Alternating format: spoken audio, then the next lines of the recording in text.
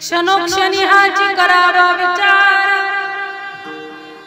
तराव्या पार भव सिंधू नाशिवंत देह जाणार सकळ आयुष्यकातो काळ सावधान संत समागमे धरावी आवडी करावी तातडी परमार्थाची नाशिवंत देह जाणार सकळ आयुष्यकातो काळ सावधान तुका मनी हलुकीचा व्यवहार तुका मनी हलुकीचा व्यवहार नका डोळे धुरे भरून राहो नाशिवंत देह जाणार सकळ आयुष्यकातो काळ सावधान महायोग पीठे तटे भीमरत्यम परम पुंडरीकाय धातु मुनींद्रे समागत्य तिष्ठन्तमानंद कंदम परब्रह्मलिंगम भजे पांडुरंगाकार पांडुरंगाकार प्रथम नमन पांडुरंगाकार प्रथम नमन पांडुरंगाकार पांडुरंगाकार प्रथम नमन पांडुरंगाकार प्रथम नमन पांडुरंगाकार पांडुरंगाकार प्रथम नमन पांडुरंगाकार प्रथम नमन पांडुरंगाकार प्रथम नमन पांडुरंगाकार प्रथम नमन दूसरे चरण संतांच्या दूसरे चरण संतांच्या त्यांच्या कृपादाने कसे जगतारू कसे जगतारू त्यांच्या कृपादाने कसे जगतारू त्यांच्या कृपादाने कसे जगतारू त्यांच्या कृपादाने कसे जगतारू त्यांच्या कृपादाने कसे जगतारू त्यांच्या कृपादाने कसे जगतारू त्यांच्या कृपादाने कसे जगतारू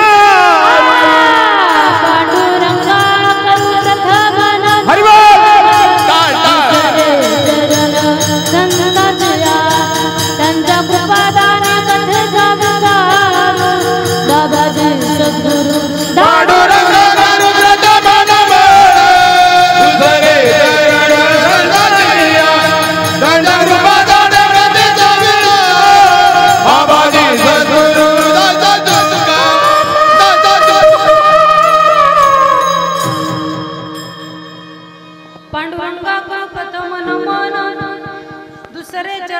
संतांच्या त्यांच्या कृपादाने कथेचा विस्तार बाबाचे सद्गुरुदास तुका दादा याला थोडा आवाज द्या आणि कडक करा आवाज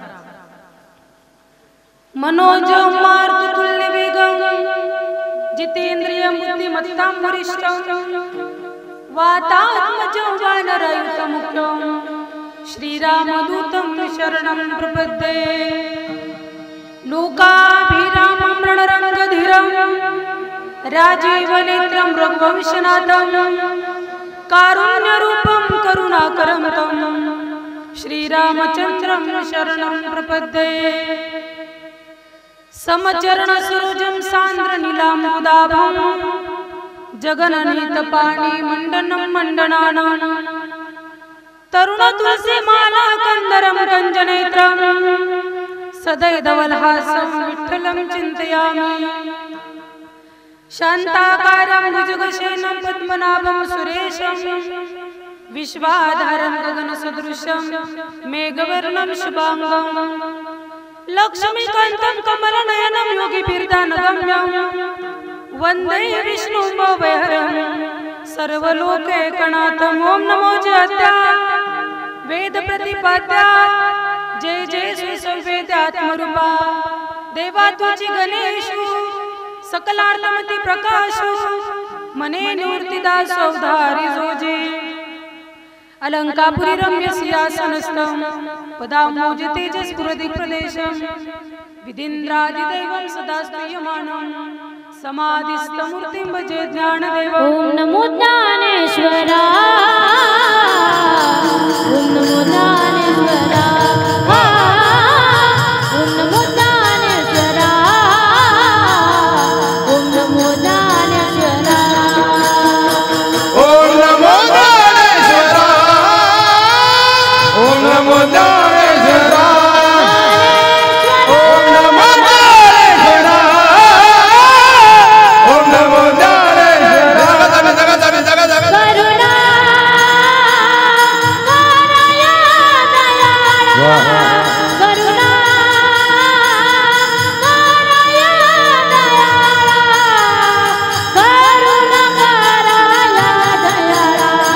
तुमचा अनुग्रह लागलो तुमचा अनुग्रह लागलो तुमचा अनुग्रह लागलो पावन झालो चराचरी करुणा कराया दयाळा करुणा कराया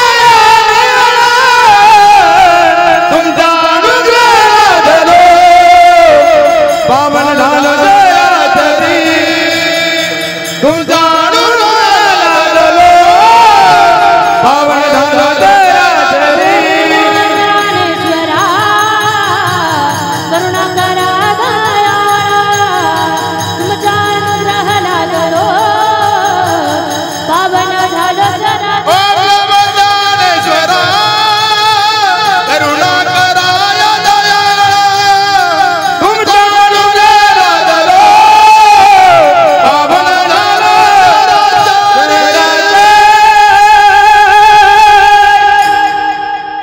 ओम नमो ज्ञानेश्वरा करुणा करा दयाळा तुमचा अनुग्रह लादलो पावन झालो चराचरी नमो सद्गुरु तुकया ज्ञानदीपा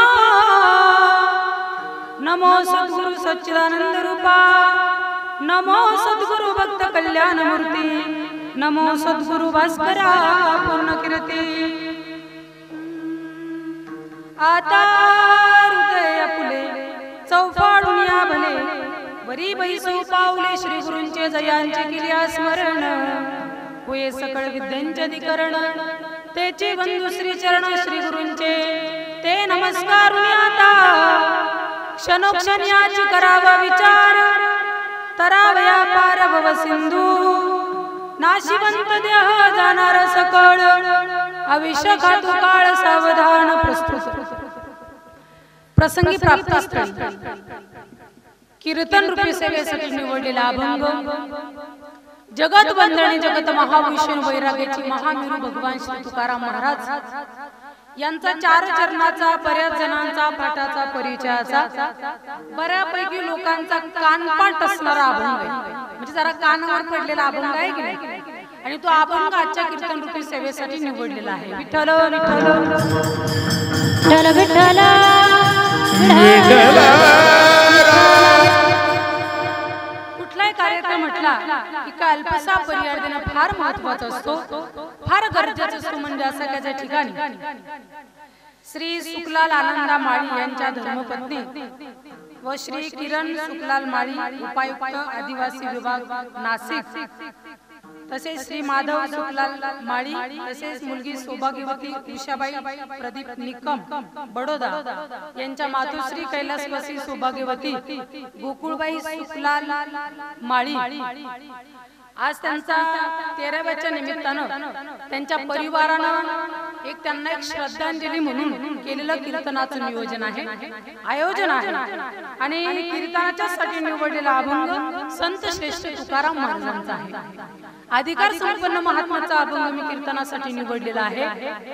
एक तुकाराम महाराजांच्या अभंगावरती थोडंसं बोलण्यापूर्वी मी माझ्या प्रत्येक कीर्तनात बोलत असते, म्हणून आजही बोलेल की कीर्तन ऐकत असताना मी बोलावं आणि तुम्ही माझं ऐकावं इतकं ज्ञान माझ्याकडे नाही आहे.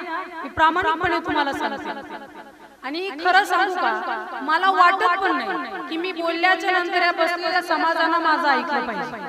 अजिबात वाटत नाही. मीच नाही, महाराष्ट्रातल्या कुठल्याच कीर्तनकाराची अपेक्षा नसते की आम्ही लोकांना सांगावं आणि लोकांनी आमचं ऐकावं. कारण कीर्तनकारांनी एवढं कळतं ना की या बसलेल्या समाजाला आम्ही सांगावं आणि बसलेल्या समाजाला आमचं ऐकावं. एवढी आज्ञानी आपल्या महाराष्ट्रात तरी लोक राहिलेली नाही. म्हणजे आता कीर्तनकार पुढं काय बोलणार आहे, बसलेल्या मंडळीला आधीच क्लिक होत, हा पुढं हेच राहिला, इतका समाज सांगणारी मी आहे म्हणून तुम्ही ऐकावं अशी माझी मनापासून अजिबात इच्छा नाही. पण ऐकावं का? कीर्तन का प्रेमानं ऐकावं, का आनंद ऐकावं, का श्रद्धेनं ऐकावं, याच्या मागचं कारण आहे मीच नाही. तुम्ही कुणाच्या कीर्तनाला जा किंवा आपण कुणाचे कीर्तन श्रवण करतो ना, कीर्तन ऐकताना कीर्तनकाराचा अधिकार बघून कधी कीर्तन ऐकू नका. अलीकडे लोक कीर्तनकाराचा अधिकार बघतात आणि मग कीर्तन ऐकतात. कीर्तनकाराचा अधिकार बघून कीर्तन ऐकायचे नाही, पण कीर्तन ऐकताना एक भाव मनात ठेवून कीर्तन ऐकायचा की आमच्या समोर कीर्तन करणारे कोण आहे, याच्यापेक्षा कीर्तनकारांना कीर्तनासाठी निवडलेला अभंग कोणत्या साधूचा आहे, कोणत्या संतांचा आहे, त्या संतांचा अधिकार बघून कीर्तन ऐकावे. आता मला फक्त एक व्यासपीठ उपलब्ध झालंय या नात्याने मी फक्त थोडा संवाद साधणार आहे तुमच्यासोबत, अगदी तुमची बहीण आणि मुलगी म्हणून. बाकी आपल्याला शिकवणारे, मार्गदर्शन करणारे, उपदेश करणारे श्री संत तुकाराम महाराजांसारखे अधिकार संपन्न महात्मा का असतो. अलीकडे समाज इतका हुशार झाला ना, लोक कुणाचं ऐकायला तयार आहे. माणसं कुणाचं ऐकत नाही. आपल्याला वाटत असं आपल्याला येतं, पण बसलेली समाज इतका हुशार, लोक कुणाचं ऐकत नाही. बऱ्यापैकी आता तुम्ही लोक माझ्यापेक्षा वयस्कर अनुभव भाषणाला बोला, देशाची सेवा करा, स्वच्छ जीवन जगा, आचरण शुद्ध जीवन जगा, हे स्टेजवर भाषण केले जातात. पण बसलेल्या समाजाला माहिती राहतं हा कसा आहे, लोक ऐकत नाही त्याच. समजा एखादा लेकरू स्वतः देश सेवा करतो, इकडे आल्यावर 10-5 मिनिटं देशाबद्दल स्वाभिमानानं भाषण करतो, ऐकतात लोक त्याचं का? कारण लोकांना माहिती स्वतः देशाची सेवा करतो ना, मग आपण त्याचं ऐकलं पाहिजे. एखादा स्वतः गो सेवा करतोय, गायीची सेवा करतोय आणि मग लोकांना गायीची सेवा करायला सांगत असेल ना, लोक ऐकतात ना त्यांचं. तसं एखादा स्वतः भगवत भक्ती करत असेल, नामस्मरण करत असेल आणि मग लोकांना मार्गदर्शन करत असेल तर लोक त्यांचं ऐकतात. तसं आजच्या अभंगात मार्गदर्शन करणारे तुकाराम महाराज आहेत. कोण तुकाराम महाराज? आपण नेहमीच ऐकतो. महाराष्ट्रात एवढी पण नास्तिक लोक नाही की त्यांना तुकाराम महाराज कोणी माहिती नाही, सर्वांनाच माहिती. पण आपण नेहमी कीर्तन ऐकतो तेव्हा आपण विचार केल्यावर आपल्या लक्षात आलं असेल की कीर्तनकार काय करतात माहिती का? ज्यावेळेस अभंगाची मांडणी करतात ना, अभंग सोडवतात ना, त्यावेळेस सुरुवातीला 2-5 मिनिटं समजा माऊलीचा अभंग असेल, ज्ञानेश्वर महाराजांचा, तर त्यांच्याबद्दल बोलतात.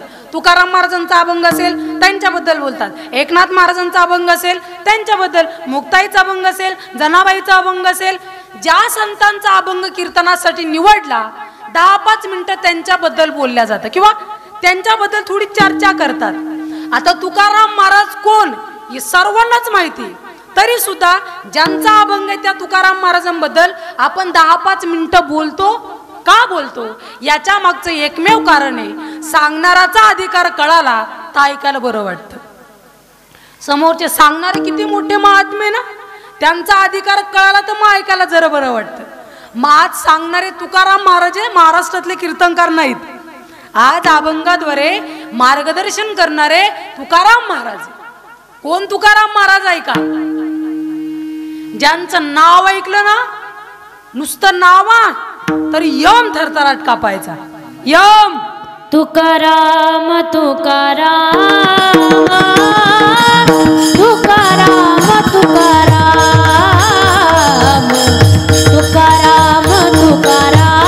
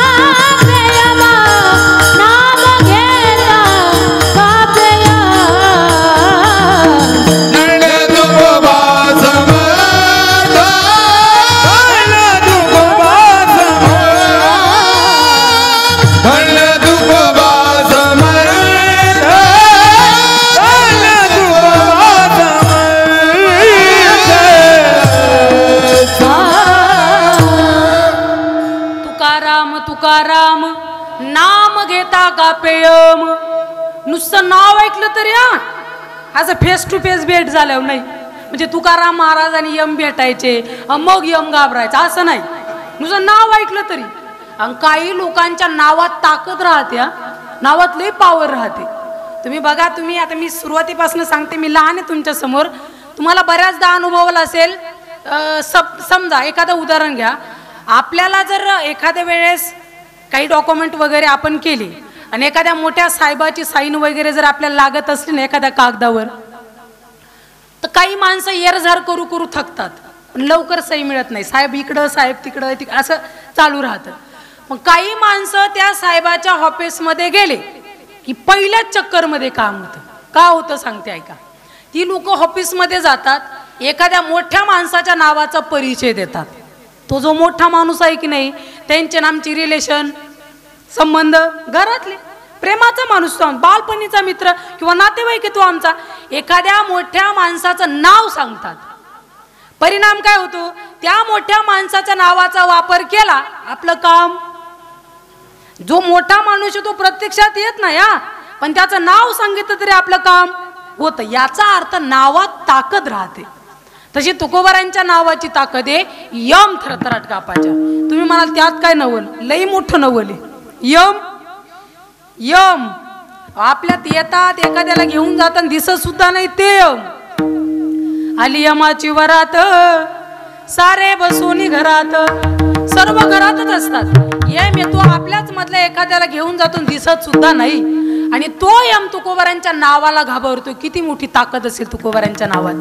इतक्या अधिकार संपन्न तुकाराम महाराज त्यांचा अभंग आहे. कोण तुकाराम महाराज आहे का. तुकाराम महाराजांचा विचार केला तर तुकाराम महाराजांनी महाराष्ट्रात फार मोठी क्रांती केली. पण तुकोबारांची क्रांती एका वाक्यात सांगते. तुकोबारांच्या परमार्थिक श्रीमंतीचं एका वाक्यात तुम्हाला त्या ठिकाणी मार्गदर्शन करते. तुकाराम महाराज इतके श्रीमंत होते, इतके श्रीमंत होते की हिंदवी स्वराज्याचे संस्थापक छत्रपती शिवाजी महाराजांनी तुकोबारांचं कीर्तन बसून ऐकावं, ही तुकाराम महाराजांची श्रीमंती. साधं वाक्य भवन कीर्तन, अलीकडे आपल्याला कीर्तन ऐकायचं म्हटलं पहिला प्रश्न डोक्यात इमेज डाऊन होईल, वजन, इम्प्रेशन. आम्ही कीर्तन ऐकले तर आमचं वजन कमी होईल का? प्रतिष्ठित लोक आहोत, आम्ही एज्युकेटेड माणसं आहोत. दुरून बघितलं की लोक आम्हाला राम राम घालतात. पंचकृषीत आमचं मोठं नाव आहे आणि कीर्तन ऐकायला बसलं वजन, इमेज आमची डाऊन होईल. ज्यांना वाटतं कीर्तन ऐकल्याच्या नंतर आमची इमेज डाऊन होईल, त्यांनी घरी गेल्यावर पहिल्यांदा 2 मिनिटं इमेज तपासून घ्या. आपण कोण आहोत आपल्याला कळालं पाहिजे. आपल्यासारखे कितीतरी आले आणि याच मातीत गेले, त्यामुळे अहंकार करू नका. साधं वाक्य बाबांनो, इतके अधिकार संपन्न आणि आचरण शुद्ध राजे तुकाराम महाराजांचं कीर्तन बसून ऐकत होते. हे छत्रपती शिवाजी महाराजांच्या जीवनातलं लहानपण आहे. पण एवढा मोठा राजा आपलं कीर्तन बसून ऐकतोय, ही तुकाराम महाराजांची श्रीमंती. किती मोठा अधिकार असेल. आणि इतका अधिकार संपन्न तुकाराम महाराजांचा अभंग आहे. आणि आजच्या अभंगात तुकाराम महाराज मार्गदर्शन करतात. मार्गदर्शन करत असताना कोणत्याही गोष्टीचं मार्गदर्शन करून चालत नाही. अनुभव आले अंगा ते या जगात येत. एखाद्या क्षेत्राबद्दल आपल्याला ज्ञान असलं, ते ज्ञान आपण लोकांच्या समोर प्रगट केलं की मग लोकांपर्यंत तू व्यवस्थित पाहिजे तो संदेश पोहोचतो. स्वतःला ज्ञान असलं की ते लोकांपर्यंत पोहोचवायला जरा सोपं पडतं. आणि एखाद्या गोष्टीचं आपल्याला ज्ञान नसावं आणि आपण ते लोकांना सांगायला गेलं की लोकांना पटत नाही. एका गावात काय झालं, 26 जानेवारीचा कार्यक्रम होता. 26 जानेवारीच्या कार्यक्रमाच्या निमित्तानं शाळेतली सर्व शिक्षक वृंद त्या ठिकाणी जमा झाली. शाळेमध्ये सर्व विद्यार्थी, गावातली काही लोकही उपस्थित होती ज्यांना देशाबद्दल स्वाभिमान, प्रेम, आदर आहे की नाही, अशी सर्व मंडळी 26 जानेवारीच्या कार्यक्रमाच्या निमित्तानं शाळेतल्या त्या ठिकाणी ग्राउंडमध्ये तिथं उपस्थित होते. लहान लहान लेकरांनी 26 जानेवारीच्या कार्यक्रमाच्या निमित्ताने भाषणं घेतली होती.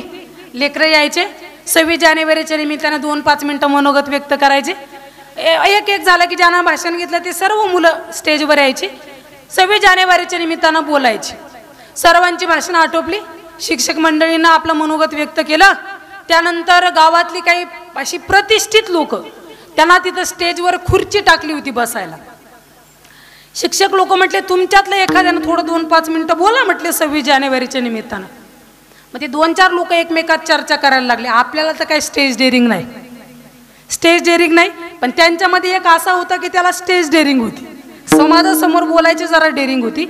ते 2-3 जण त्याला म्हटले एक काम कर, आम्हाला तर काही स्टेज डेअरिंग नाही, तुला चांगलं बोलता येतं, तू बरा आणि तू बोल 2-5 मिनिटं 26 जानेवारीच्या निमित्तानं. त्याला स्टेज डेअरिंग होती, पण त्याला 26 जानेवारी म्हणजे काय हेच माहिती नव्हतं. म्हणजे अजूनही बरीच माणसं अशी आहे, अजून पण त्यांना 15 ऑगस्ट आणि 26 जानेवारी यातला फरक कळत नाही. बरीच लोक अशी, त्याला हा देशाबद्दल दिवस आहे, स्वाभिमानाचा दिवस आहे, आदराचा दिवस आहे हे माहिती होतं, पण नेमकं 26 जानेवारी म्हणजे काय हे त्याला नेमकं काय हे माहिती नव्हतं. आता ते 2-3 जण म्हणायला लागले तुला स्टेज डेअरिंग आहे बोल. आता नाही तरी कसं म्हणावं, कारण यांनी बोलताना बघितलं स्टेजवर बोलताय तुम्हाला. मग तो स्टेजवर आला आणि त्यानं 26 जानेवारीच्या कार्यक्रमाच्या निमित्तानं बोलायला सुरुवात केली. लेकरांनो, आज 26 जानेवारी किती मस्त रे. तुम्ही एका रांगेत बसलात की नाही का? कारण आज 26 जानेवारी. मुलांनो, किती मस्त एका गणवेशात आलात रे तुम्ही का? कारण आज 26 जानेवारी. मुलांनो, या बाकीच्या लेकरांनी किती मस्त 2-2, 5-5 मिनिटं देशाबद्दल त्या ठिकाणी मनोगत व्यक्त केलं का? कारण आज 26 जानेवारी. शाळेतली सर्व शिक्षक वृंद आज एकत्रित आली, सर्व आज या ठिकाणी उपस्थित आहे का? कारण आज 26 जानेवारी. मुलांनो, तुम्हाला सांगू, हा कार्यक्रम जर आटोपला ना तर तो आटोपल्याच्या नंतर आम्हा गावकऱ्यांकडनं तुम्हा लेकरांना 2-2 चॉकलेट आहे का? कारण आज 26 जानेवारी. का 26 जानेवारी? काल होती 25 जानेवारी, म्हणून आज म्हणजे 26 जानेवारी काय हे माहिती नाही, फक्त मनोगत व्यक्त करायचं. अनुभव नसला की लोकाला पटत नाही. तसं तुकोबारांनी मनाचं सांगितलं नाही, स्वतः अनुभव घेतला आणि मग त्या अभंगाद्वारे प्रकट केलं. तुकाराम महाराज म्हटलं रे मानवी शरीर मिळाले बाबांनो तुम्हाला, उपदेश प्रत्येक शरीराला नाही. आजच्या अभंगात माणसं सोडून बाकीच्या शरीराला, जीवाला उपदेश नाही. कारण साधू संत म्हणतात माणसं धरून या मृत्यूलोकात 84 लाख जीवे, गाढवं कुत्रे माकडं कीटक 84 लाख. माणसाचं शरीर सहजासहजी मिळत नाही हा. एक एक योनी कोटी कोटी फेरा आणि मग लागे वारा. एका एका योनीमध्ये कोटी कोटी वेळेत जावं लागतं. अशा 84 लाख योनी आणि त्यामध्ये एक योनी म्हणजे माणसाची. कोटी कोटी वेळेस एक एक जन्म मिळाला की मग नंतर माणसाचा जन्म येतो. आपण पुण्याने मिळाला ना आपल्याला जन्म, हा जन्म वाया घालवू नका. तुकाराम महाराज म्हटले बाकीच्या जीवाला मी शिकवत नाही अभंगात, कारण मी काय सांगणार त्यांना काय कळतं. गाणी कहे ज्ञान नाही कोठे, नाही कोठे, आणि कहे ज्ञान नाही कोठे, नाही कोठे, आणि कोठे ज्ञान नाही कोठे, नाही कोठे, आणि कोठे ज्ञान नाही कोठे. याच देही घडे देवाचे भजन, याच देही घडे देवाचे भजन, याच देही घडे देवाचे भजन, याच देही घडे देवाचे भजन. आणि कहे ज्ञान नाही कोठे, नाही कोठे, आणि कहे ज्ञान नाही आणि काय ज्ञान नाही कोठे, नाही कोठे, आणि काय ज्ञान नाही कोठे. नाही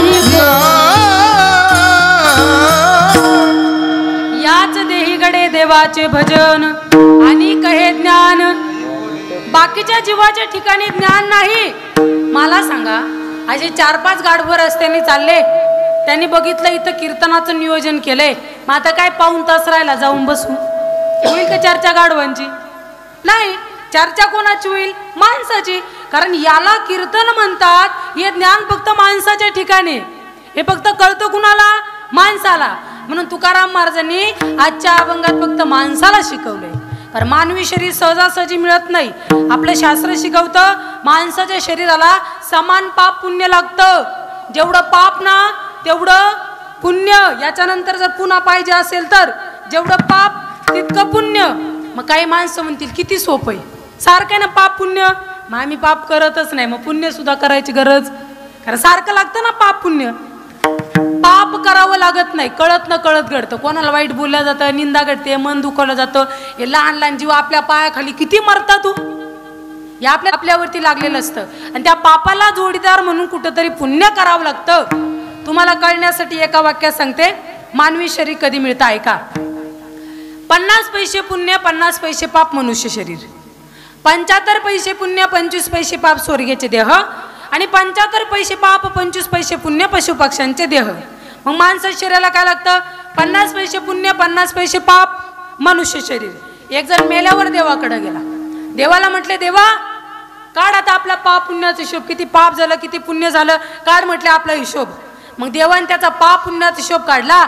आणि मग देव त्याला म्हटले, बघ मानवी जीवन जगत असताना तुझ्याकडनं 47 पैसे पुण्य झालेलं आहे. म्हणजे माणसाच्या शरीराला किती पैसे पुण्य कमी पडलं? हा, बाकीच्यांची समाधी लागली काय? बोला ना तुम्ही, किती झोपले काय तुम्ही? आपलं कीर्तन टायमिंग टू टायमिंग संपता ना, टेन्शन घेऊ नका तसं काही. किती पैसे पुण्य कमी पडलं? 1-2 येतं ना तुम्हाला? किती?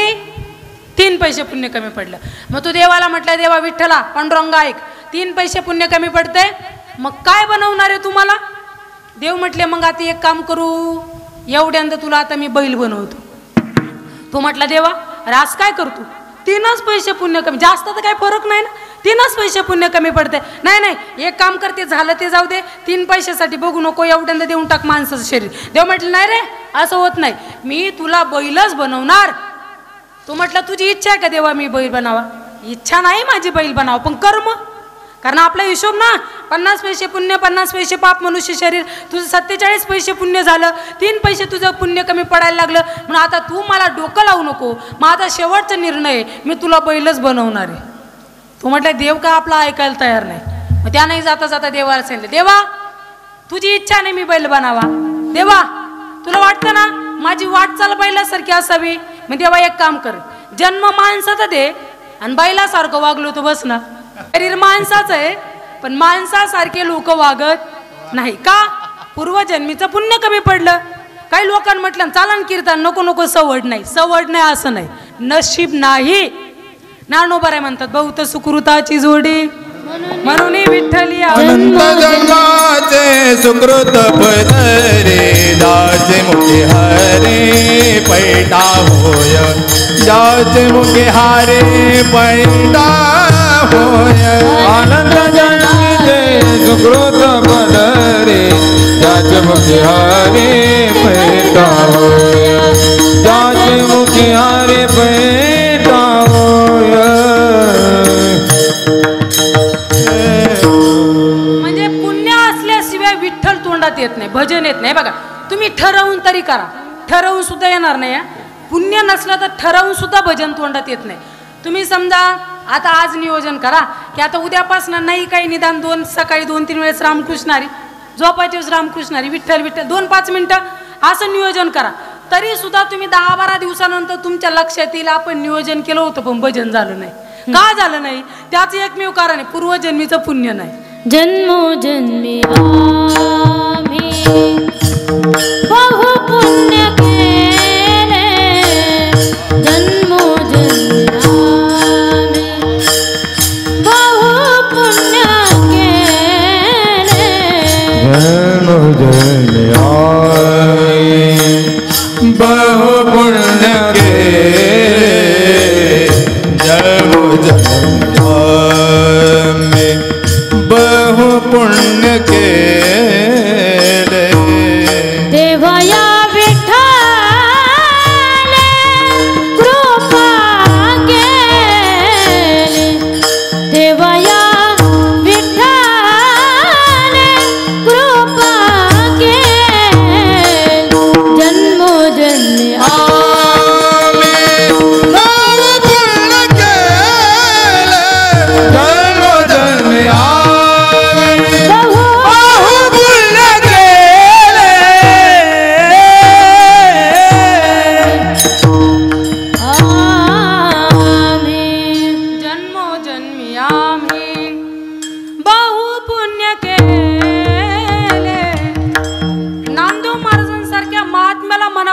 जन्मोजन्मी पुण्य केलं तेव्हा विठ्ठल तोंडात आलाय, तेव्हा भजन तोंडात आलंय. म्हणून भजन चिंतन हे पुण्याच्या गोष्टी असतात. पण निदान मिळालं ना मानवी शरीर, हे शरीर वाया घालवू नका. तुकाराम महाराज म्हटले मानवी शरीर पुण्याने मिळतं, भाग्यवान आहात तुम्ही मी की आपल्याला माणसाचं शरीर मिळालंय. म्हणून जरा सावध व्हा. सावध का व्हा? त्याचं हे मागचं एकमेव कारण आहे, आज तुम्ही मी सावध नाहीत. आज माणसं साधू संतांनी सांगितलं जीवनात जर तुम्हाला समाधानी राहायचं बाबांनो सर्व विसरा पण 2 गोष्टींना कधी विसरू नका. आणि आज आपली माणसं सर्व बाकीचं काहीच विसरत नाही, पण त्या 2 गोष्टी विसरल्याशिवाय राहत नाही. त्या 2 गोष्टी अशा आहे, पहिली गोष्ट देव आणि दुसरी गोष्ट मरण. आज माणसं देवाला पण विसरले आणि मरणाला पण विसरले. मरणाला विसरले की नाही, साधं वाक्य सांगू मी तुम्हाला. आज तुम्ही मी ज्या कार्यक्रमाच्या निमित्ताने एकत्रित आहोत ना, तो कार्यक्रम तुम्हाला आणि मला माहिती आहे. आपण सर्वजण त्या ठिकाणी आईना श्रद्धांजली समर्पित करण्यासाठी नियोजन केलंय कार्यक्रमाचं. हे तुम्हाला मला सर्वांना कळतं, पण आता बसल्यापैकी तुमच्या माझ्या एकाच्या सुद्धा मनात नाही की एक दिवस असा येणार आहे आपला सुद्धा असाच कार्यक्रम होणार आहे. येतं मनात? होणार नाही का? कार्यक्रम होणार की नाही? होणार. पण मनात तुम्हाला मला माहिती आहे 100% आपला हा कार्यक्रम फिक्स आहे. पण डोक्यात येतं का? नाही. ज्या आरती डोक्यात येत नाही त्या आरती मरण विसरलो बाबांना, आपण विसरलो की नाही? म्हणून संत महात्मे म्हटले अरे मरणाला विसरू नका, कारण तुम्ही जरी मरणाला विसरलात ना तुमचं मरण तुमचा शोध घेत येईल. ते काही तुम्हाला विसरणार नाही. यायचं त्या दिवशी येणारच आहे. जोपर्यंत जिवंत आहोत ना, जोपर्यंत शरीर आपल्या ताब्यात आहे ना, तो नरदेह दुर्लभ जाना, नरदेह दुर्लभ जाना, शतवर्षाचे गणना, शतवर्षाची गणना, त्यामध्ये दुःख यातना, त्यामध्ये दुःख यातना. तुम्ही आठवा मधुसूदना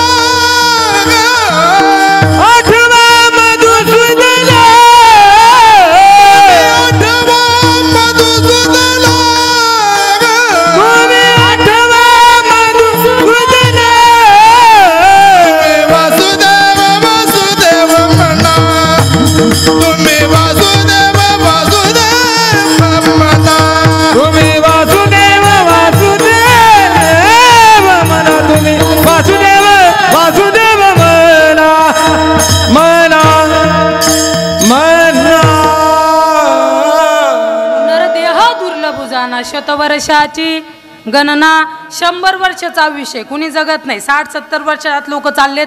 बरं त्या 100 वर्षाचा आयुष्य 50 वर्ष झोपेत रात्र आणि दिवस उरलं किती 50. त्याचं बालपण तरुणपण म्हातारपण भजनासाठी वैयक्तिक वेळ नाही. नोकरीला असतात लोक. शेतकरी राजा आहे. लेकरांचं शिक्षण चालू असतं. बरीच काम आहे. मग कामामध्ये काही म्हणा राम राम. कामामध्ये देवाचं भजन करा चिंतन करा. म्हणून तुकाराम महाराज म्हटले शरीर पुन्हा पुन्हा मिळणार नाही. सर्व मिळेल.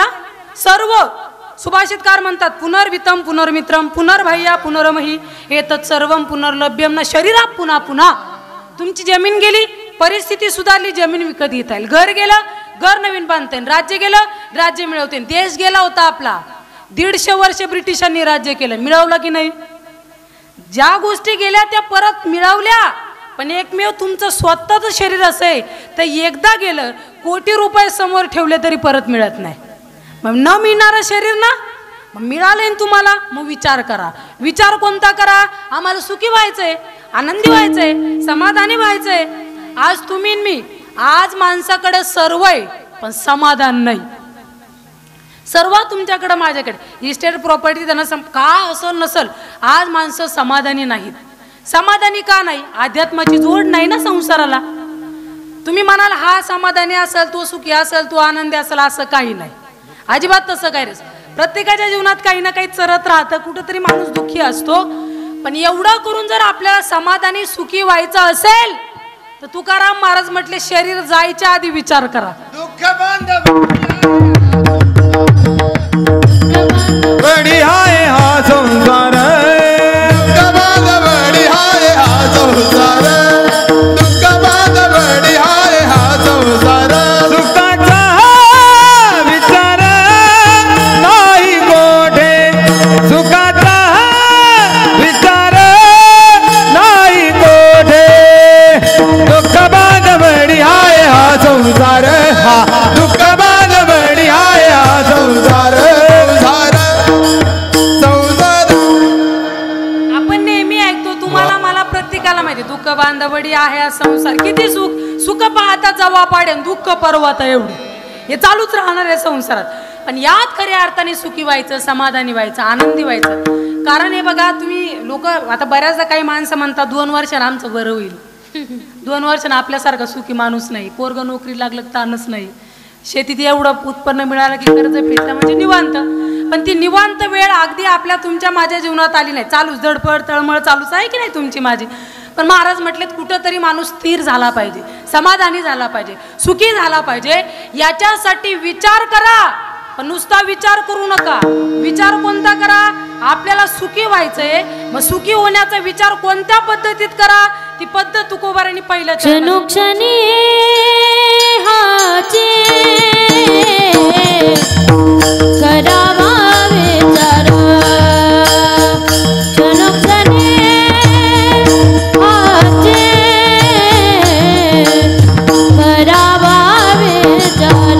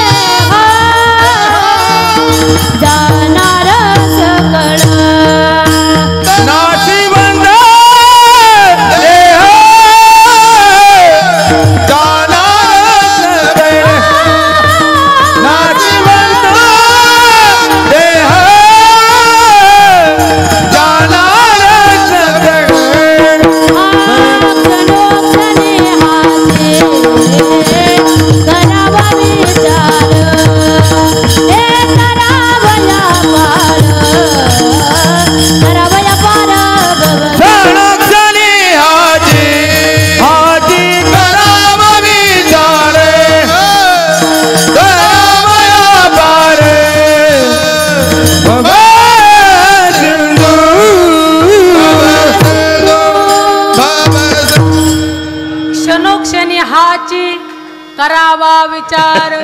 तुम्ही क्षणाक्षणाला विचार करा, पण कोणता नाही. महाराज म्हटले हाच करा. चकारात माहिती हाच, दुसरा नाही.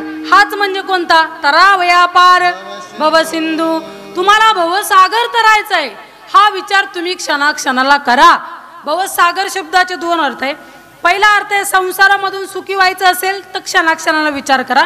दुसरा अर्थ ज्यावेळेस माणूस मरतो, मेल्याच्या नंतर भव म्हणजे नदी, सागर म्हणजे समुद्र. समुद्र एवढी नदी तुम्हाला तरावी लागेल, तो विचार तुम्ही क्षणाक्षणाला करा.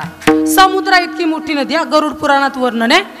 समजा ज्यावेळेस माणूस मरतो ना, तर मेल्याच्या नंतर त्याचा प्रवास श्राद्धापर्यंत चालू राहतो. वर्ष श्राद्ध नाही तोपर्यंत जीवाला न्याय नाही. श्राद्धापर्यंत जीवाचा प्रवास चालू राहतो.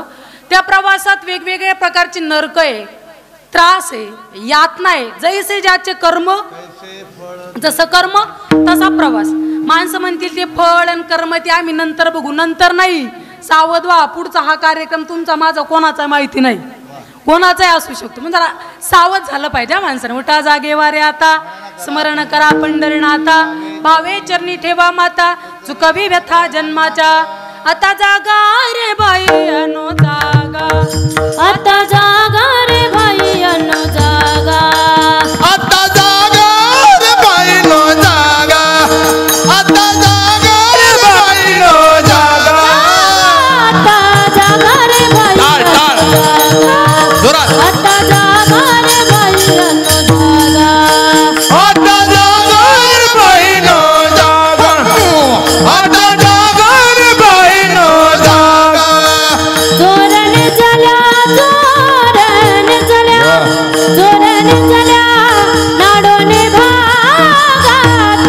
जागा रे बाई नो जागा, जागा जागा, आता जागा रे बाई नो जागा.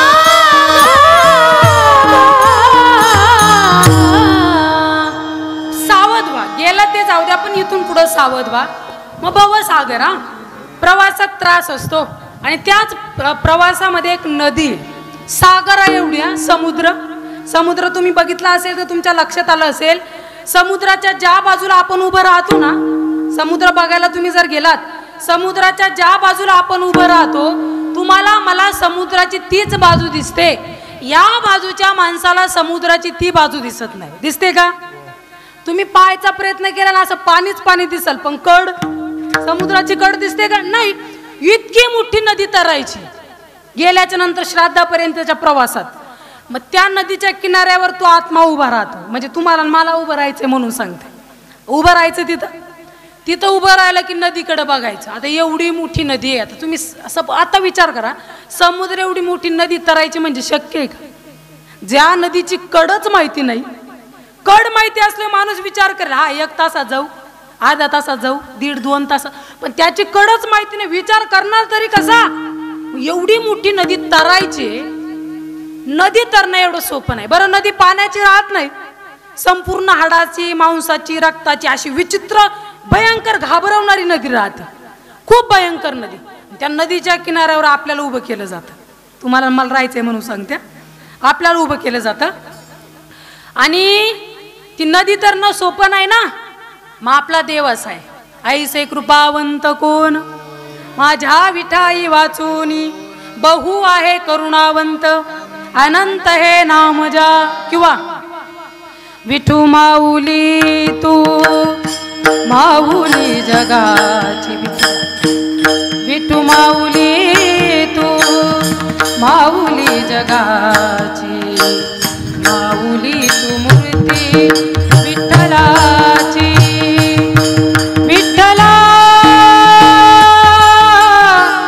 माय बापा, काय तुझी माया, सांगू श्रीरंगा, काय तुझी माया, सांगू श्रीरंगा. संसाराची पंढरी तू दिली पांडू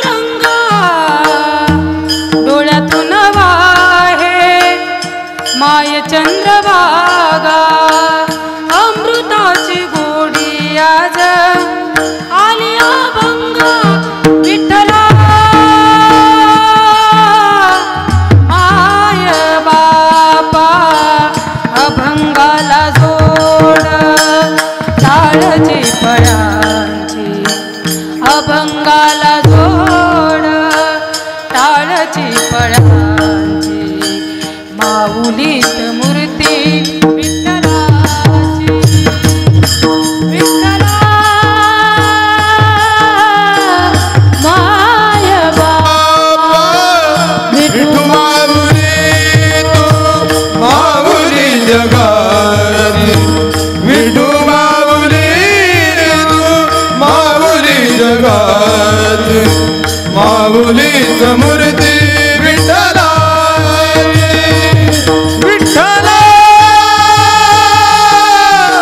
माय बापा विठू माऊली तू माऊली तू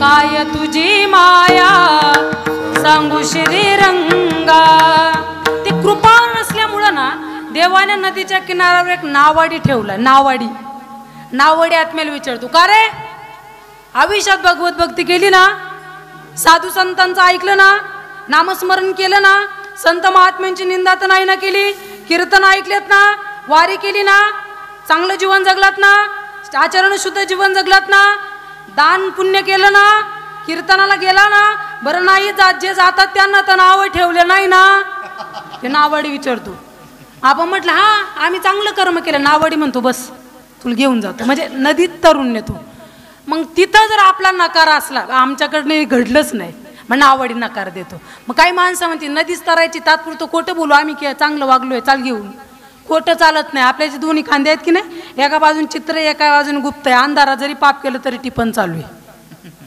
लोकांना तोंडावर चांगलं म्हणा मागं पुढं त्यांची निंदा करा ज्याची निंदा करत तो आपल्या पुढं 5 पावलाने गेलाय पण त्याची निंदा करताना टिपण आपलं चालू राहतं की नाही ते उलगाडा होतो नावडी नकार देऊन टाकतो आता नावड्या नकार दिला काय करावं मग देवाने आणखी एक उपाय काढला आयुष्यभर गायीचं संरक्षण केलं एखाद्या ठिकाणी गोहत्या चालू आहे ना ती गोहत्या बंद पाडण्याचं धाडस जर तुम्ही मी केलं ना तर देव इतका कृपावाने ती गाय इतकी पुण्यवान असते की त्या गायीची शेपटी येते आणि शेपटी धरून आपल्याला ती नदी तरता येते काही माणसं म्हणतील एवढं राहतं आधी जर माहिती असतं तर नुसता पैसाच कमावला नसता ना पैशासोबत थोडंफार ह्याही प्रवासाचा विचार केला असता तुकाराम महाराज म्हटले माहिती नव्हतं असं म्हणू नका तुमच्यासाठीच सांगतो क्षणोक्षणी हाची करावा विचार तुम्ही क्षणाक्षणाला विचार करा की तुम्हाला भवसागर तरायचं आहे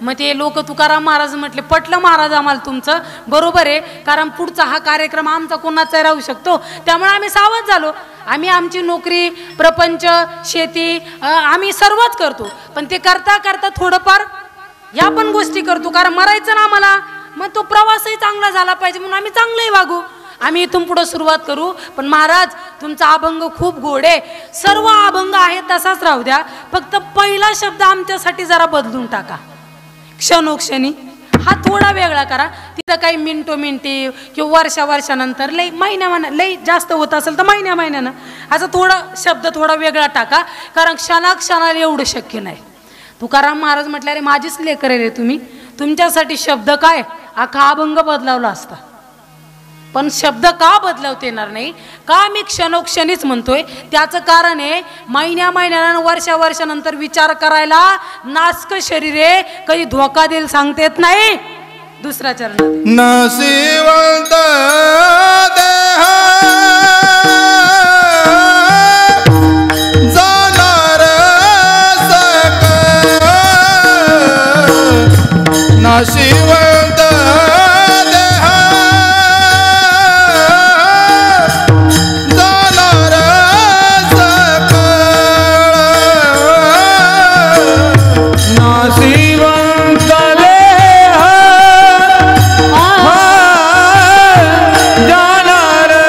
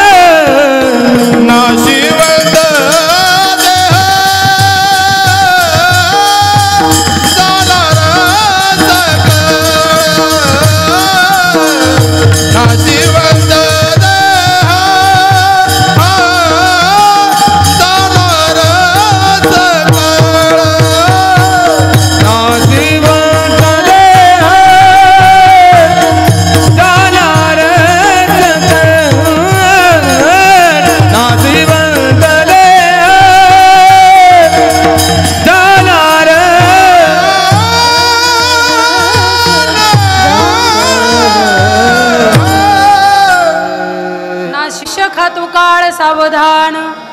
नासक शरीर कधी जाईल सांगता येत नाही. माणसं म्हणतात भरपूर आयुष्य पडलं, आता बघू उद्या परवा पुढच्या वर्षी. साधू संत म्हटले अरे कडे लय प्रकरण आहे बाबांनो, पॅरालिसिस आहे, अटॅक आहे, ॲक्सिडेंट आहे, काय होईल सांगता येत नाही. हे लय आयुष्य पडलं, याच्या नादाला लागू नका. आणि सर्वात महत्त्वाचं, शरीराला अजिबात अहंकार करू नका. बा आम्ही तरुण आहे आणि लय आयुष्य, अजिबात अहंकार करायचं नाही. एक वाक्य मी तुम्हाला सांगते, माणूस गेला तर कवडीची किंमत देत नाही या शरीराला लोक, कवडीची सुद्धा नाही. समजा आपल्यात साधं वाक्य घ्या तुम्ही, तुमच्याच डोळ्यासमोर एखादा प्रतिष्ठित माणूस आणा, इथून पाठीमागे जे आपण एखादे प्रतिष्ठित ज्यांचं फार मोठं नाव आहे, ती माणसं गेली समजा हे जग सोडून, त्यांचं नाव डोळ्याच्या समोर आणा.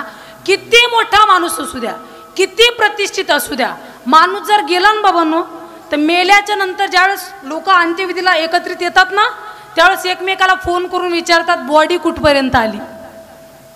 म्हणजे एवढा प्रतिष्ठित माणूस, त्याचं नाव सुद्धा लक्षात राहत नाही, डायरेक्ट बॉडी कुठपर्यंत आली म्हणतात की नाही. काय किंमत आहे आपल्याला. एक वाचलेलं वाक्य आहे मी, फार गोड आहे. एका सत्पुरुषाचं ते वाक्य आहे. तुम्हाला मला जावं लागलं, विसरलो म्हणून आपल्याला लक्षात येत नाही. हे संत ग्रंथ, अभंगवारी, ज्ञानोबा, तुकोबा हे जरा डोक्यात का राहत नाही, मरण विसरलो. पण छोटं 2 मिनिटाचं आहे ते, मी वाचलेलं आहे, फार गोड आहे. त्यांनी सांगितलं मानवी जीवन म्हणजे प्रवास आहे. प्रवास असा राहतो, कुठं ना कुठं संपतो की नाही. एखाद्या वेळेस आता मी घरून आले इथपर्यंत, मला माहिती होतं अशा गावात कीर्तन आहे, इथं प्रवास संपला, इथून निघाला आपल्या घरी गेला, प्रवास हा संपतो की नाही. तसं मानवी जीवनाचा प्रवास कुठं ना कुठं संपणार आहे. त्यांनी सांगितलं निकले ते सफर करने के लिए दिल में कुछ अरमान थे. अरमान म्हणजे जरा अपेक्षा म्हणा, इच्छा म्हणा. मानव जीवनाच्या प्रवासात अपेक्षेनं जीवन जगतो. हे कमवल, ते कमवल, बंगला बांधेल, गाडी घेईल, असं करल, तर अपेक्षा.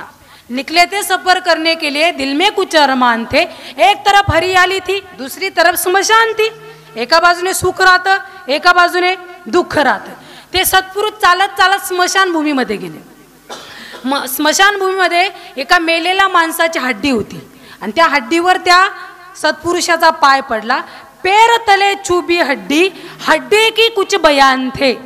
सत्पुरुषाच्या पायाचा स्पर्श त्या हड्डीला झाला, चमत्कार झाला. साधूच्या पायाचा स्पर्श झाल्यावर ती स्मशानातली निर्जीव हड्डी बोलायला लागली.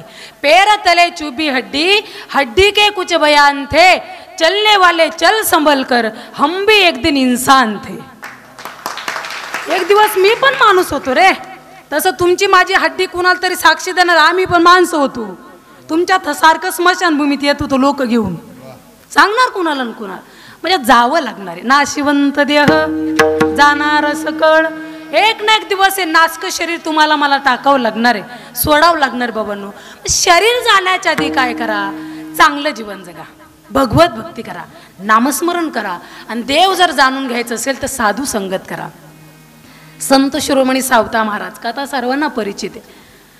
तुम्ही बघा ना, आज आता पंढरीची आषाढी वारी आहे की लाखो वारकरी पायी चालतात हा वारीमध्ये. ज्ञानोबारांचं आपलं निवृत्तीनाथ दादांचं प्रस्थान झालं, तुकाराम महाराजांचं प्रस्थान झालं, उद्या माऊलीचं संतश्रेष्ठ ज्ञानेश्वर महाराजांचं सुद्धा आळंदीवरून पंढरपुराकडे प्रस्थान आहे. एका एका साधूच्या मागे लाखो वारकरी पायी चालतात हा. तुकाराम महाराजांच्या मागे देहूवरून लाखो वारकरी, ज्ञानोबारांच्या मागे लाखो वारकरी, संतश्रेष्ठ मुक्ताईच्या मागे लाखो वारकरी, निवृत्तीनाथ दादांच्या मागे, एका एका साधूच्या पालखीच्या मागे लाखो वारकरी पायी चालतात. आजही ती परंपरा आहे. पण एक वाक्य सांगू, आजही घडतात ते सर्व साधूच्या पालख्या आजही पंढरपुरात जातात, पण पंढरपुराच्या मालकाची पालखी आजही औरंगाबाद येते सावता महाराजांना भेटण्यासाठी. का माहितीये? साधू संगत, संतांबद्दल आदर, प्रेम. त्यांनी काय करावं, आपल्याकडे आलेल्या साधू संतांना भोजन द्यावं, त्यांची सेवा करावी, त्यांच्याबद्दल आदर धरावा. अलीकडे ते राहिलं नाही. मी एक वाक्य सांगते, मानवी शरीर तोपर्यंत माणसानं वारी करावी, कारण जवळ सकळ सिद्ध आहे. आत चालावया पाय तव तू आपले सोयीत पाहे, तीर्थयात्रे जाय चुकू नको. शरीर चांगले तोपर्यंत तीर्थयात्रा करा. बरीच माणसं म्हणतात आम्ही नोकरीला आहोत, मोठी जॉब आहे किंवा शिक्षण वगैरे, ठीक आहे, या गोष्टी आज चालू आहे. आणि काही काही शिकलेल्या लोकांना श्रद्धा पण बसत नाही. लोक म्हणजे लाखो वारकरी तुडवा तुडव, काय गरज आहे म्हणतात. काही लोकांची पण मानसिकता आहे. पण एक वाक्य मी तुम्हाला सांगते, या महाराष्ट्रामध्ये काही काही लोक अशी पण आहेत, क्लास 1 अधिकारी जरी असले ना, किती मोठ्या पदावर असू द्या, वर्षभर सुट्टी घेणार नाही, पण पंढरीच्या वारीसाठी 8 दिवस सुट्टी काढून चालणारी माणसं सुद्धा याच महाराष्ट्रात आहे. का? योग्य वेळी कळालं ज्ञानोबा तुकोबारांबद्दल आदर, आईवडिलांनी दिलेले संस्कार. म्हणून ही साधू संगत, माणसानं साधूची संगत करावी, संतांबद्दल आदर ठेवावा. देव जाणून घ्यायचं असेल तर साधू संगत करा, संतांबद्दल आदर करा. कारण जोपर्यंत आपण संत शरणागती करत नाही तोपर्यंत आपल्याला देव कळत नाही. कारण देव असा आहे, वेदा नाही नाही कळला अंत पारयाचा, कानडा राजा पंढरीचा. तो पंढरीचा विठ्ठल वेदांना सुद्धा कळाला नाही, तो साधू संतांना कळाला. आणि त्याला जाणून घ्यायचं असेल तर समागम संतांचा करा. तिसरं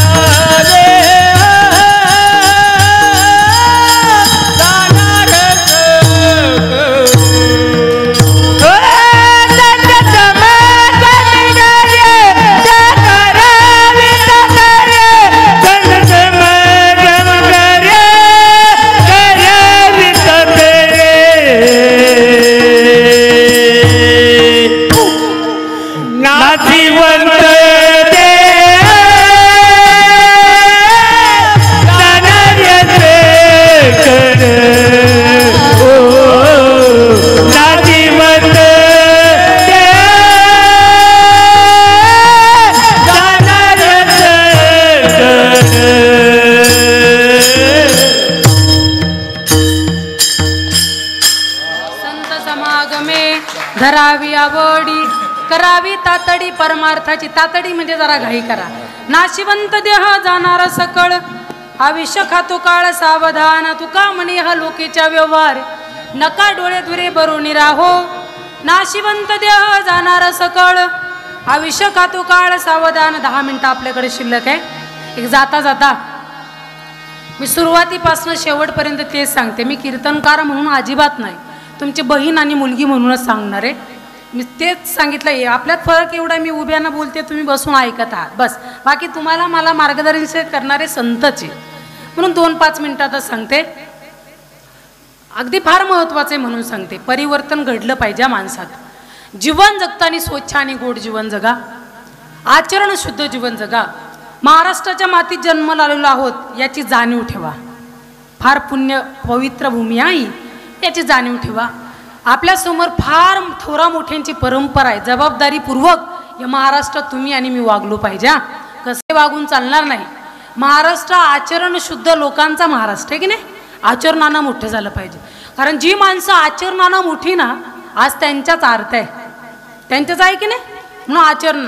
तुम्ही लोक माझ्यापेक्षा अनुभव, तुम्हाला माहिती नाही, एखादा माणूस समजा लय श्रीमंत असला, लय श्रीमंत घ्या, त्याचं आचरण गोड नसलं ना, आपली माणसं म्हणत सुद्धा नाही, अय चहा घेतो का, तू तिकडं चहा तिकडं, विचारत सुद्धा नाही. का?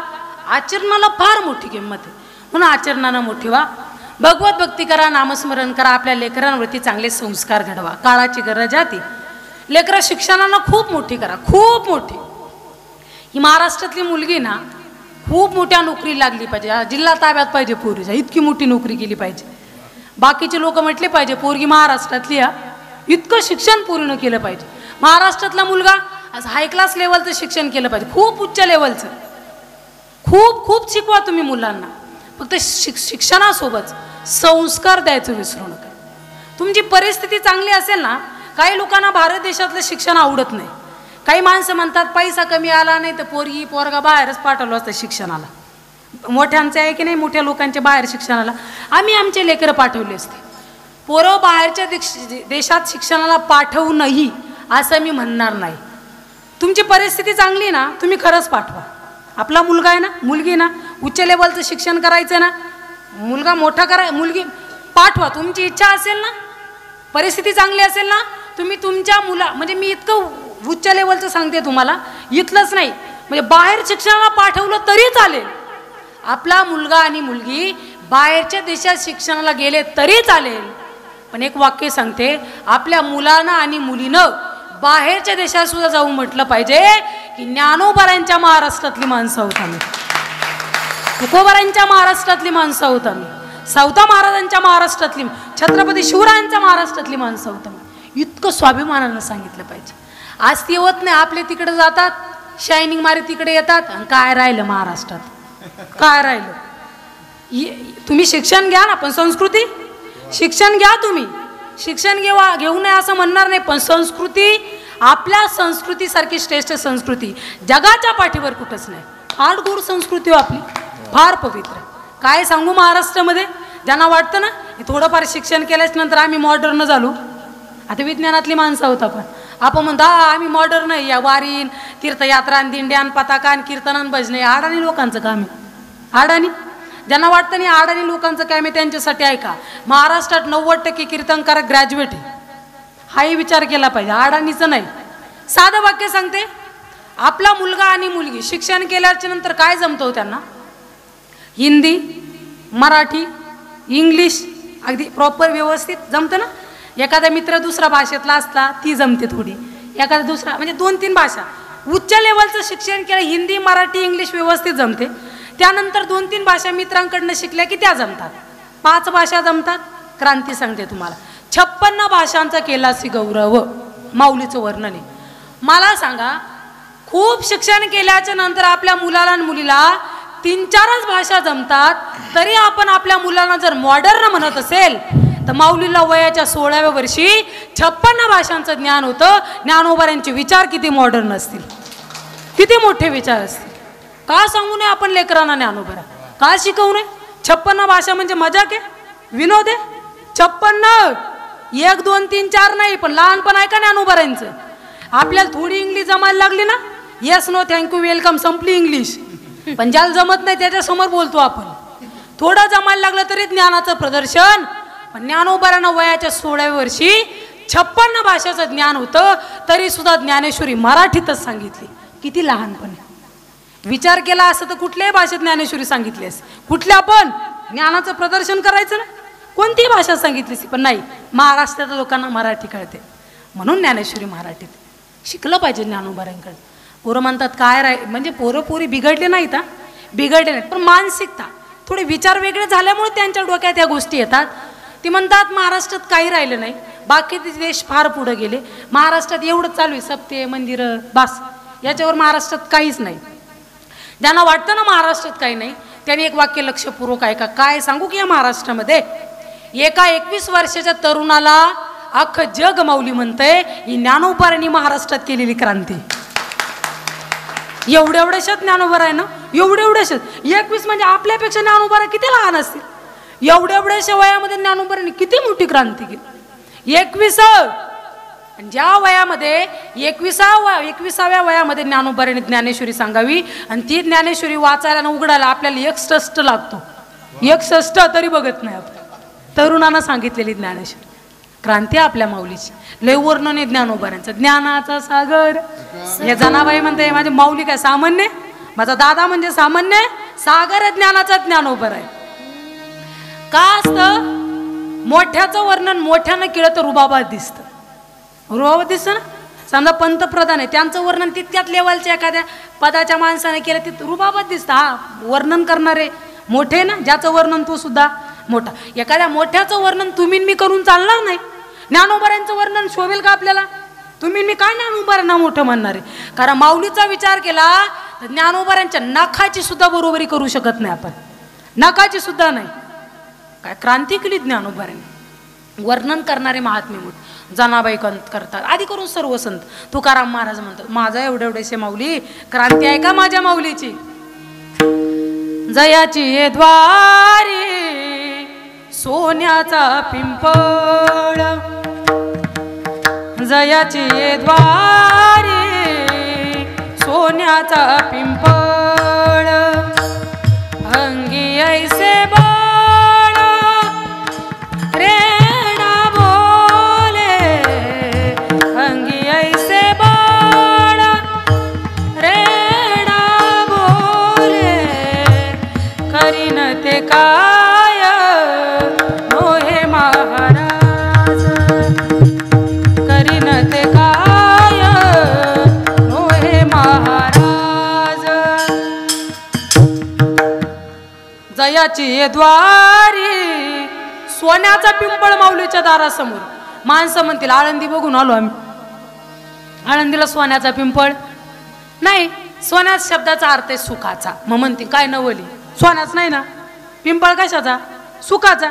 सोन्याचं नाही मग नवल नाही, नवलच आहे. असं मी कीर्तन ऐकता, मी कीर्तन करते, नोकरी करता, शेती करता, राजकारण करता, बिझनेस करता, काय याची त्या टोपी त्याला, त्याची टोपी याला, हे जे उटेरेटे चालू आहे की नाही त्याच्या मागे टार्गेट एकच आहे सुख. आणि त्या सुखाचा पिंपळ ज्ञानोबारांच्या दारासमोर आहे. इतकंच नाही, तांगी ऐसे बळ रेडा बोले. आणि आमच्याकडून माणसं बोलत नाही. आता मी सांगायचंच बंद करून टाकलं. नवीन कीर्तनात सांगायचं अरे म्हणा विठ्ठल करा रामकृष्णारी, अजिबात सांगत नाही आता मी. ते नवीन लोकांना कीर्तनात म्हणायचे अरे म्हणा विठ्ठल. असे कीर्तनात माणसं माझ्याकडे मला म्हणायचे बाई पैसे कोणी घेतले? तू. मग विठ्ठल कोणी म्हणायचं? तू. कीर्तन तोडून दिलं ना तुम्हाला आता, मग तुम्हीच करा, आम्हाला गरज. म्हणजे आपली माणसं विठ्ठल सुद्धा म्हणत नाही हो. एक वाक्य सांगते मी तुम्हाला. 750 वर्षापूर्वी एका रेड्याला कळत होतं कोणाच्या मागं गेलं पाहिजे. आता माणसाला कळा नाही. रेड्याला माहित होती माऊलीचं मी ऐकलं ना भविष्यात ही माणसं आपलं दर्शन घेतील. आज तेच होतं. माणसं आळे फाट्याला जातात, रेड्याचं समाधीचं दर्शन घेतात, झालं रेड्याचं दर्शन. का? कृपा एका साधूनं केली, कृपा एका संतानं केली. मला मुला मुलींना एकच सांगायचं बाबांनो, आपल्या ज्ञानोबारांचा, आपल्या तुकोबारांचा, आपल्या सावता महाराजांचा, जनाबाईचा, मुक्ताबाईचा आदर करा, प्रेम करा साधू संतांवर. काही लागत नाही त्यांना. लेकरांनी प्रेम केलं पाहिजे. हे काय असतं, आपण जर त्यांचा चांगला अभ्यास केला ना तर आपल्या लक्षात येईल आपण जे आत्ता शिकतो ना ते ज्ञानोबारांनी 750 वर्षापूर्वी ज्ञानेश्वरी सांगून ठेवलंय. किती ज्ञान असेल माऊलीचं जे आत्ता कळतं आपल्याला. ज्या गोष्टीला आपण आत्ता म्हणतो हा लई शोध लागले, लई नवीन गोष्टी आल्या, हा 750 वर्षापूर्वी ज्ञानोबारांनी सांगून ठेवलं. इतकं ज्ञानोबारांनी ज्ञानाचं प्रदर्शनच ज्ञानेश्वरीत केलेलं आहे. म्हणून लेकराला माऊली शिकवा, तुकोबाराय शिकवा, ज्ञानोबाराय, सर्व साधू संत शिक्षण द्या आणि शिक्षणासोबत संस्कार द्या.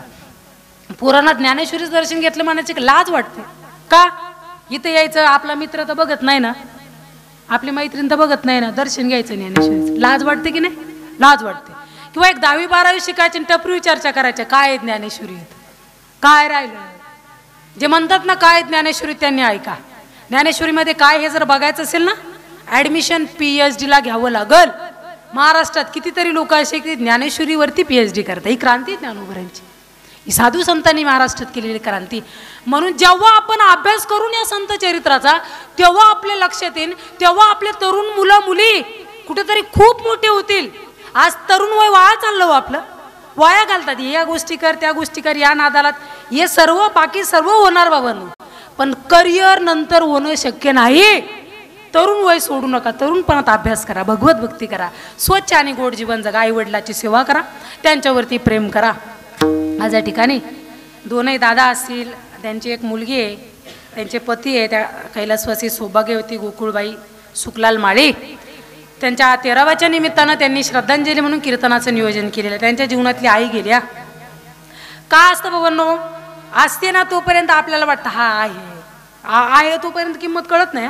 का ती काय मोरडते, बोलते, इकडे जाऊ नको, तिकडे जाऊ नको, हे केलंच पाहिजे. आपण करायला लागलो काही गोष्टी, त्या आडवेच येणार, असं करू नका, ते काही ना काही बोलणारच मध्ये. त्यामुळे आपण काय म्हणतो, हा हे कायम त्याच्या आपल्या मागे, असं जरा विचार येतो डोक्यात.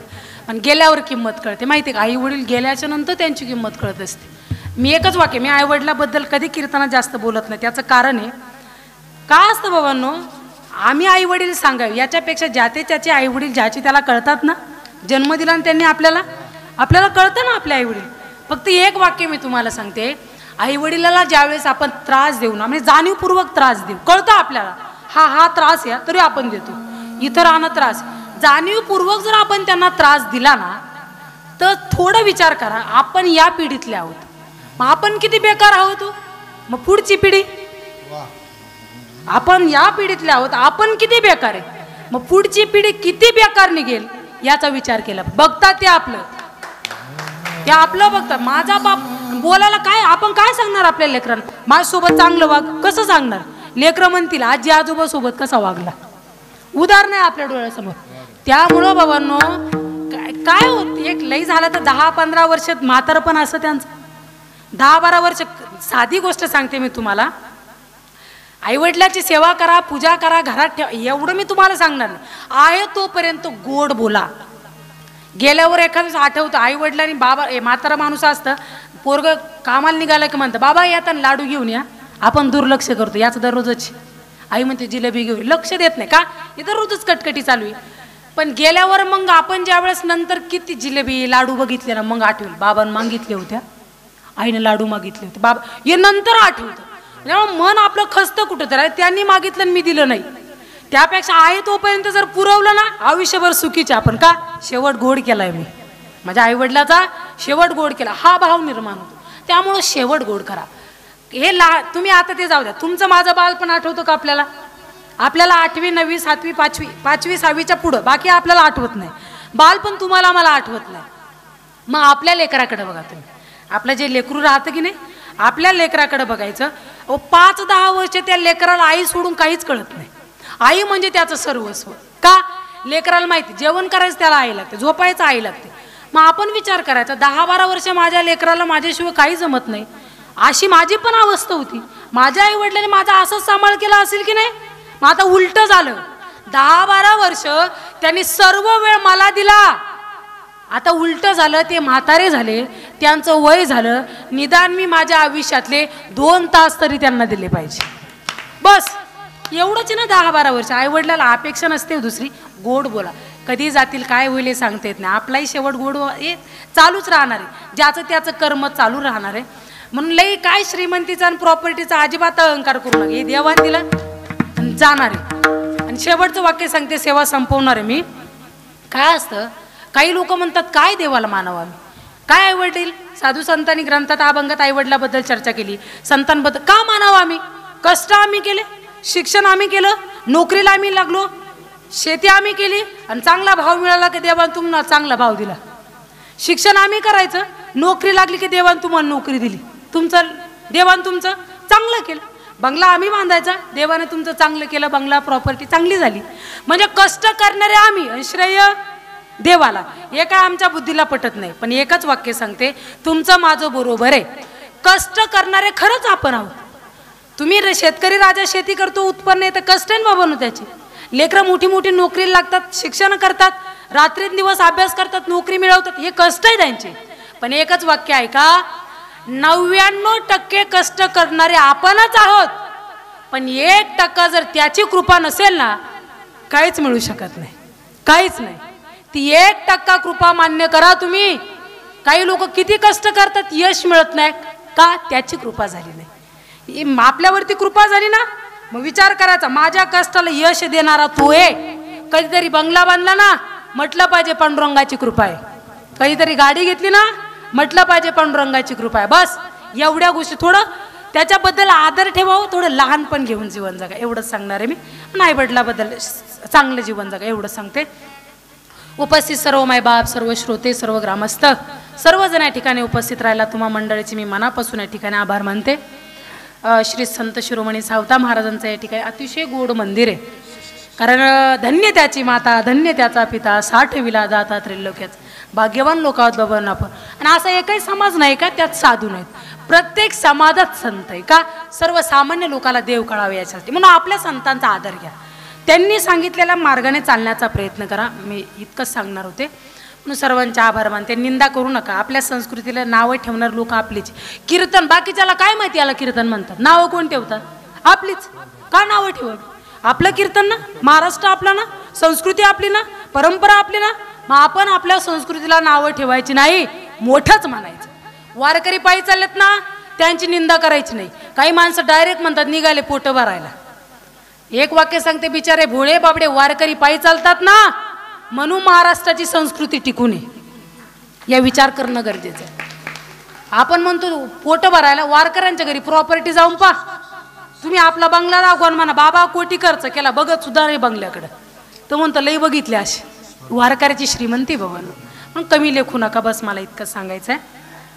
उपस्थित सर्व टाळकरी मंडळी, माझ्या वडिलांसारखी सर्व वयाची मंडळी या ठिकाणी, सर्व टाळकरी मंडळीचे आभार मानते मी. गायनाचार्य दादा असतील, पहिली चाल दादांनी गायली, दादांचे सुद्धा आभार. चंद्रकांत महाराज असतील, दादांचे आभार. योगेश दादा असतील, दादांचे सुद्धा मनातून या ठिकाणी आभार मानते.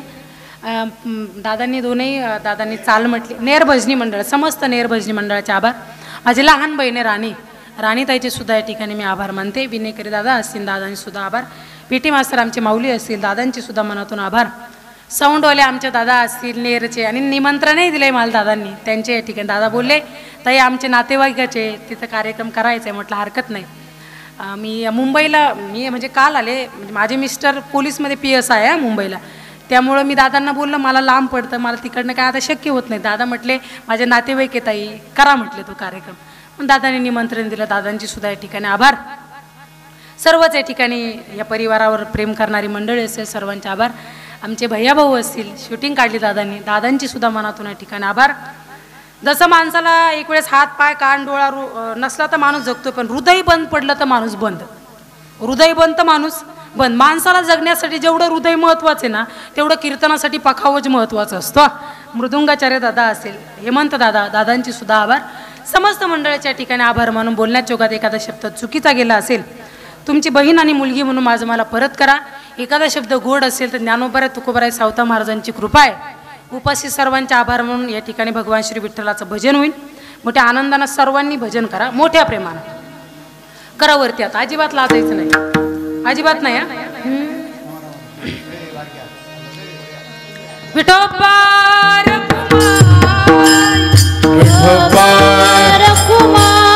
हरि जय विठोबार कुमार, विठोबार कुमार, विठोबार कुमार, विठोबार कुमार, विठोबार कुमार, विठोबार कुमार,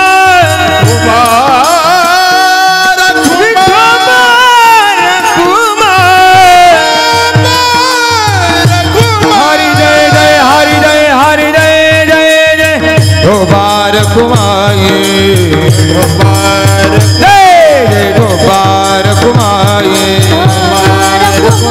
जय गोपार कुमारी, गोपार कुमारी, जय जय गोपार कुमारी, हरि जय जय गोपार कुमार.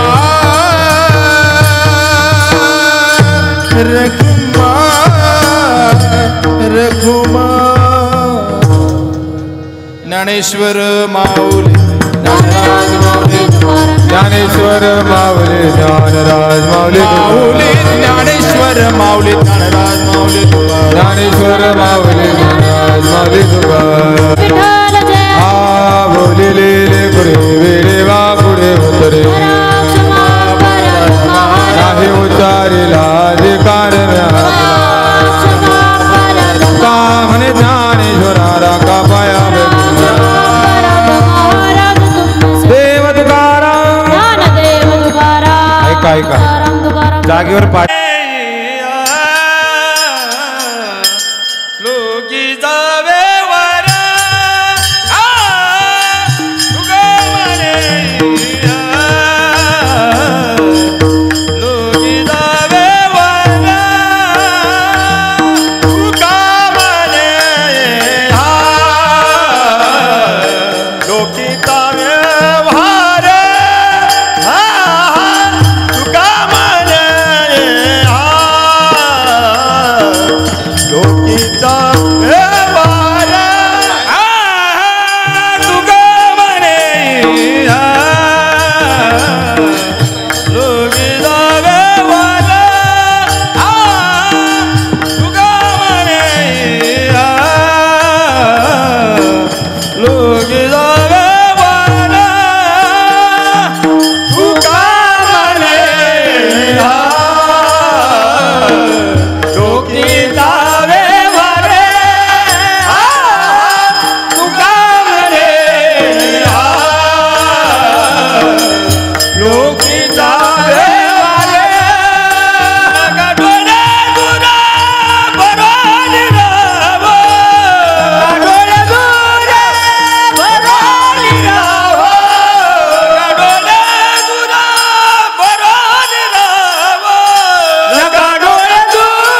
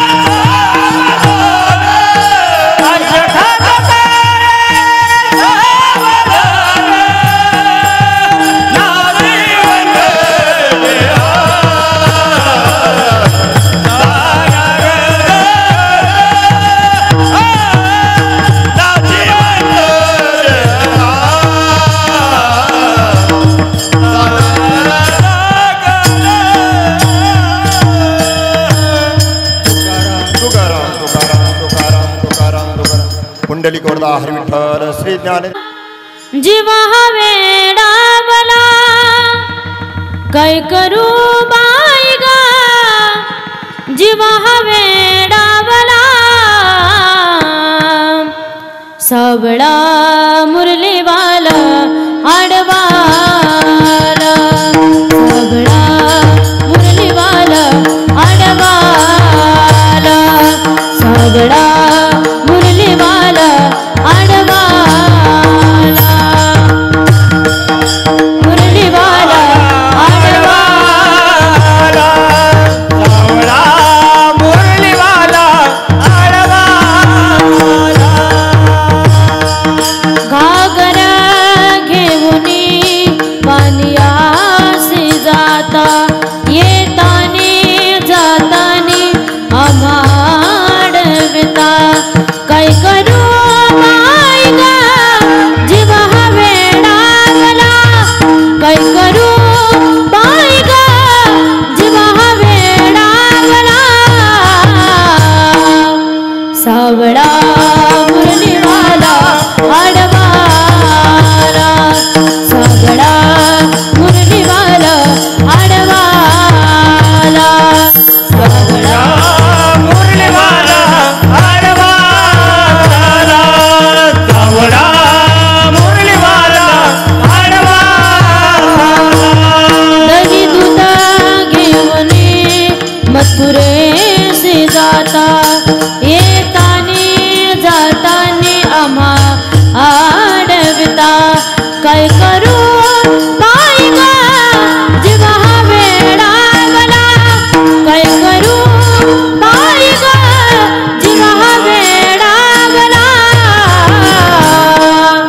सावळा मुरलीवाला आडवाला सावळा मुरलीवाला आडवाला सावळा मुरलीवाला आडवाला सावळा मुरलीवाला आडवाला एका जनार्दनी विनवी ते राधा कृष्णा सख्याची जडली बाधा काय करू बाई गा जीवा वेडावला काय करू बाई गा जीवा वेडावला सावळा मुरली